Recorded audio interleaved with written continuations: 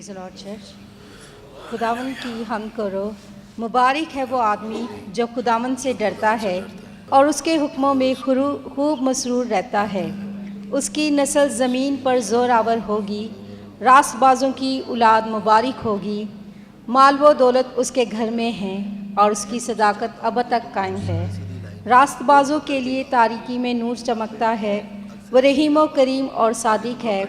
रहमदिल और कर्ज देने वाला आदमी सादतमंद है। वह अपना कारोबार रास्ती से करेगा, उसे कभी जुम्बश ना होगी। सादिक की यादगार हमेशा रहेगी, वो बुरी खबर से ना डरेगा। खुदावन पर तवक्कल करने से उसका दिल कायम है, उसका दिल बेकरार है, वो डरने का नहीं, यहाँ तक कि वो अपने मुखालफों को देख लेगा। उसने बांटा और मोहताजों को दिया, उसकी सदाकत हमेशा कायम रहेगी। उसका सींग इज़्ज़त के साथ बुलंद किया जाएगा। शरीर ये देखेगा और कुड़ेगा, वो दांत पीसेगा और घुलेगा। शरीरों की मुराद नाबूद होगी। खुदावन के पाक कलाम के पढ़े और सुने जाने पर खुदावन की बरकत हो।